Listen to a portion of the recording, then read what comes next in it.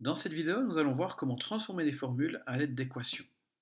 Donc, qu'est-ce que ça veut dire transformer des formules? Prenons une formule qu'on utilise assez fréquemment, qui est la formule pour la vitesse. Donc, la vitesse, ça se calcule en faisant le rapport entre la distance et le temps. Donc ça, c'est une formule qui est bien pratique quand on connaît la distance et puis on connaît le temps. On peut diviser l'un par l'autre, puis on trouve la vitesse d'un objet. Par contre, cette formule, elle est un petit peu moins pratique quand je connais la vitesse d'un objet, je connais le temps de parcours de cet objet, mais que j'aimerais savoir la distance. Alors, je ne dis pas que c'est impossible d'utiliser cette formule, mais on va devoir utiliser des équations. Donc, imaginons par exemple que je sais que je sais pas, un objet va à 20 km/h, donc la vitesse elle vaut 20, et puis que je sais que le temps il vaut 3 heures. Puis je me demande, je cherche la distance parcourue. Donc évidemment que je peux résoudre ça, hein, c'est une équation, ici une équation très simple d'ailleurs, je multiplie par 3 des deux côtés et je trouve que la distance, elle vaut 3 fois 20, donc 60. Et donc si la distance, quelle est son unité? Si la vitesse était donnée en, je ne sais pas, kilomètres heure, et puis le temps en heure, eh ben, j'aurais 60, donc c'est une distance, donc c'est 60 kilomètres. Mais si maintenant je dis, ah mais non, finalement, c'était pas 3 heures, c'était 5 heures, eh bien je dois refaire mon équation. Plutôt que de refaire chaque fois une équation, je pourrais me demander s'il n'est pas possible de trouver une formule qui donne la distance en fonction de la vitesse et du temps. Alors il existe des astuces pour ça, astuces que je ne connais pas trop d'ailleurs. On peut mettre D, V et T dans un triangle, il y a des choses, des petites astuces. Mais en fait, on peut voir ça du point de vue des équations. Comment faire ça? Eh bien, ce qu'on fait, c'est qu'on considère la formule comme une équation. Alors ici, comme moi, ce que je voulais trouver, c'était la distance, ben, je considère que D, c'est mon inconnu. Et je fais comme si V et T étaient des nombres, comme s'ils étaient, eux, connus. Donc imaginez, c'est comme s'il y avait 5 ici, puis 49 ici. Je cherche D. Ben, comment je fais? Le diviser par T m'embête, donc je fais fois T. Et donc je trouve à gauche V fois T, et puis à droite D. Et ainsi, j'ai réussi à transformer ma formule qui me donnait la vitesse par une formule qui me donne la distance. De même, je pourrais avoir envie de trouver le temps, donc T égale. Donc je peux repartir par exemple d'ici et puis dire ok, là j'y suis presque, j'ai V fois T. Moi j'aimerais juste T. Donc comment enlever le V fois? Eh bien je le divise par V. Et donc évidemment je le fais des deux côtés et je trouve donc que le temps c'est égal à la distance divisée par la vitesse. Et ainsi j'obtiens à partir d'une formule, j'obtiens d'autres variantes de cette formule, hein, d'autres formulations qui me donnent une fois donc la distance et puis une autre fois ici c'est le temps qui est donné. Donc voilà ce qu'on appelle des transformations de formules. Hein, et puis comment on fait ça? Donc il s'agit vraiment de considérer la formule comme une équation où notre inconnu, c'est ce qu'on cherche. Alors prenons un deuxième exemple. Prenons une autre formule. Par exemple, je peux prendre alors une formule qui est quasiment la même et puis qu'on utilise facilement à l'école secondaire, c'est la masse volumique. Une formule qui pose, hein, enfin, disons, la notion de masse volumique est quelque chose de pas forcément évident. Hein, donc, regardons ce qu'il en est pour la masse volumique. La masse volumique, je vous rappelle que ça s'écrit comme ça, la formule c'est ρ égale la masse divisée par le volume. Donc m c'est la masse, hein, v c'est le volume d'un objet, et puis volume, et puis ρ, c'est justement la masse volumique. Ça veut dire quoi la masse volumique, hein? Petite parenthèse, c'est donc la masse de l'objet par unité de volume. Par exemple, pour, je ne sais pas, 1 mètre cube, combien j'ai de kilos? Ce serait la masse volumique en kilos par mètre cube. Bref, euh, peu importe les considérations physiques, j'ai une formule. Imaginons maintenant que moi je m'intéresse à trouver la masse en fonction de la masse volumique, parce que je connais mon objet, donc je connais le matériau, la masse volumique, j'ai une tabelle où je peux trouver ça, et puis j'ai le volume de mon objet, puis j'aimerais savoir combien il pèse. Donc de nouveau, je considère ça comme une équation. Mon inconnu, cette fois-ci, ce sera m, et puis je veux trouver cet inconnu. Donc là, ce qui me dérange dans cette équation, moi, c'est de le diviser par v. Donc première chose à faire, on multiplie par v. Hein. On fait toujours le ménage en premier. Donc ça me donne ρ fois v égale la masse. Et c'est déjà fini, j'ai déjà la masse. Maintenant, imaginons qu'on ne veuille pas trouver la masse, mais le volume. Hein, donc cette fois-ci, mon inconnu, c'est pas la masse. Hop, c'est mon volume. Alors, je commence de la même manière. Hein, je commence par multiplier par v parce que j'aime pas avoir des choses sous la fraction. Et ça, c'est important. Je ne vais pas essayer de diviser par m tout de suite. Ça risque d'être dangereux. Ça ne va pas aller. Donc, j'en viens de toute façon à cette nouvelle formule-là. Puis maintenant, moi, ce que je recherche, c'est le volume. Donc, je divise par ρ, la masse volumique. Et j'obtiens donc que le volume, c'est m divisé par ρ. Et j'ai trouvé ma nouvelle formule. Voilà pour ce qu'il en est de la masse volumique. Vous remarquez que c'est très très proche de la vitesse. Hein. C'est juste les symboles qui diffèrent, mais finalement c'est le même principe. Alors prenons maintenant une formule qui n'a rien à voir. Alors on va continuer avec des formules que vous connaissez bien. Je vais prendre la relation de Pythagore. Alors Pythagore, imaginons que j'ai un triangle rectangle, et puis je vais nommer, disons, je vais dire que A c'est l'hypoténuse, et puis B et C c'est les cathètes, comme ça. Alors, je connais bien la relation de Pythagore. La relation de Pythagore, c'est a carré égale b carré plus c carré. Donc cette formule, elle me donne ni a, ni b, ni c. Elle me donne a carré en fonction de b et de c. Donc, première chose, bah, je pourrais avoir envie de trouver a. Que vaut a, finalement? Parce que a carré, je m'en fiche, j'aimerais a. Alors, comment je fais ça? Alors là, ça dépasse un petit peu le genre de choses qu'on a vu dans ce chapitre ensemble, mais puisque j'ai un carré, hein, c'est plus ce qu'on appelle une équation du premier degré. Mais enfin, on imagine facilement ce qu'il faut faire, c'est-à-dire prendre la racine carrée, des deux côtés toujours. Et donc si je fais la racine carrée à gauche, ça me donne A. La racine carrée à droite, attention, je sais qu'on a envie d'écrire ça, mais c'est évidemment faux. La racine carrée d'une somme, c'est pas la somme des racines. Hein. Je ne peux pas couper la racine en deux comme ça. J'ai toujours b carré, j'ai toujours c carré, et je prends la racine. Donc, je ne peux pas aller plus loin que ça. Ma formule, ben voilà, c'est ça.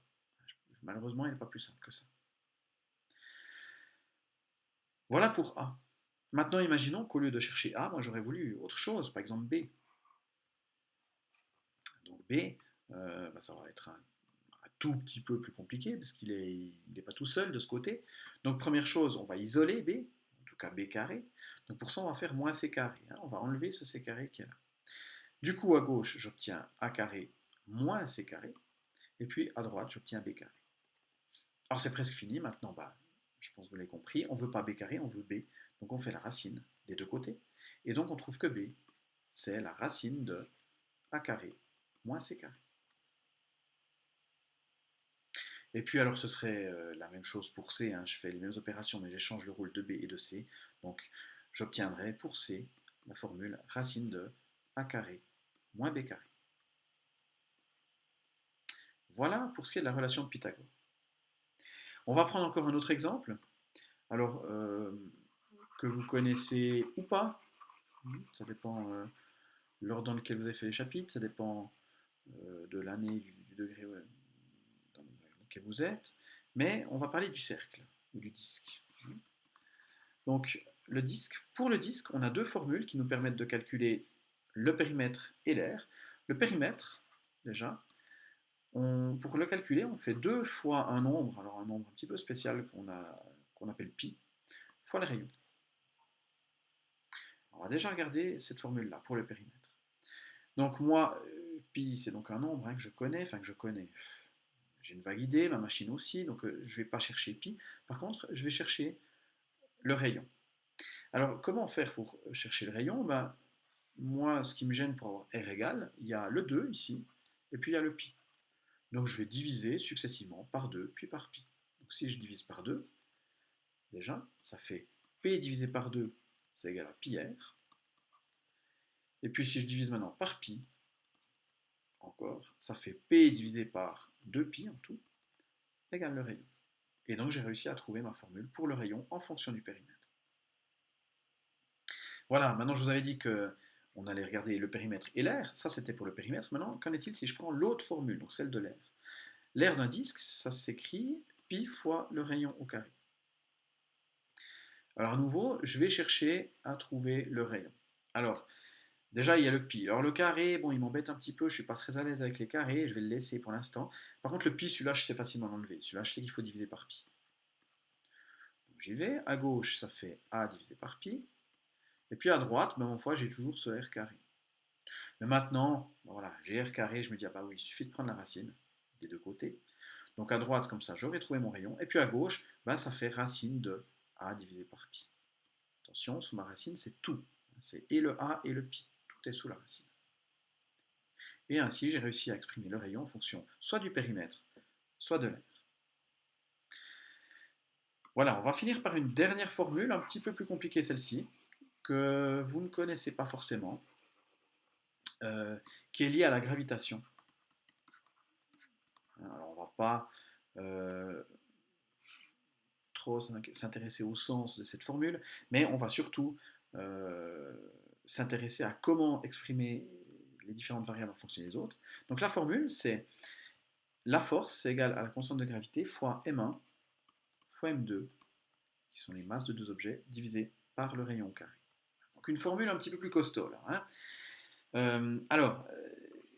Il y a plein de variables, hein. Il y a f, bon, celle-là elle est exprimée, il y a g, il y a m1, il y a m2, il y a r2, enfin il y a r, pardon, qui est au carré ici. Bon, moi ce que je vous propose, c'est déjà de regarder si on n'arrive pas à trouver m1. Donc à nouveau, on fait une équation et on considère que tout est connu sauf m1. Ça, c'est notre x. Alors bon, moi la première chose qui me gêne quand je suis face à ça, c'est la fraction. J'aime pas les fractions, donc je vais commencer par multiplier par le dénominateur ici qui est r au carré. Je multiplie par r au carré. Comme ça, j'obtiens à gauche f fois r au carré, et puis à droite, g fois m1 fois m2. C'est déjà un petit peu plus simple, il n'y a déjà plus de fractions. Bon, puis maintenant, je me souviens que ce que je cherche, c'est m1. Donc, il faut, qu'est-ce que j'ai entre A? J'ai le g qui est entre A. Alors, comme on multiplie par g, pour l'enlever, je vais diviser par g. Donc, ça va faire à gauche f fois r au carré divisé par g. Puis à droite, le g aurait disparu, ça fera m1 fois m2. Et puis maintenant, toujours puisque je recherche m1, je vais diviser par m2, puisque c'est une multiplication entre eux. Et donc, j'obtiens que m1, c'est, alors, en haut, j'aurai toujours f fois r au carré, et en bas, j'aurai g fois m2. Voilà. Donc voilà pour cette première variable que je voulais trouver à partir de cette équation, de cette formule, m1. Maintenant, je vais encore chercher autre chose. Je vais chercher, disons, r au carré, enfin r, le rayon, la distance. Alors,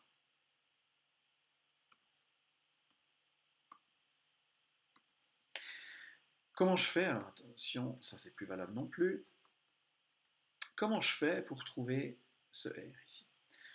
D'ailleurs, je me demande si dans la formule, c'est pas plutôt un d comme distance. Mais bref, ça ne change pas grand-chose. Je vais chercher cette variable ici. Alors, première chose, je ne vais pas commencer à enlever les m et m2 de nouveau, ou le g. J'aime pas les fractions, j'enlève cette fraction. Donc je fais fois d au carré. Donc ça donne f fois d au carré égale g fois m1 fois m2. Voilà. Puis comme ça, j'ai une équation qui est quand même beaucoup plus sympa. Je vais pouvoir commencer à travailler. Alors, moi je cherchais d, donc j'ai le carré qui est en 3, mais je vais peut-être garder ça pour la fin. Et puis j'ai f, ça c'est facile. Comme c'est une multiplication, pour l'enlever, je divise par f. Donc d au carré, c'est égal à g fois m1 fois m2 divisé par f. Et puis maintenant, vous avez l'habitude, on fait la racine. Et on trouve que la distance, c'est la racine de ce gros machin. G fois m1 fois m2 divisé par f. Et voilà, je m'en suis sorti malgré l'aspect un petit peu compliqué de cette formule. Je m'en suis sorti, c'était pas si compliqué que ça. Voilà donc des exemples de transformation de formules. Alors on peut prendre n'importe quelle formule puis la transformer de cette manière.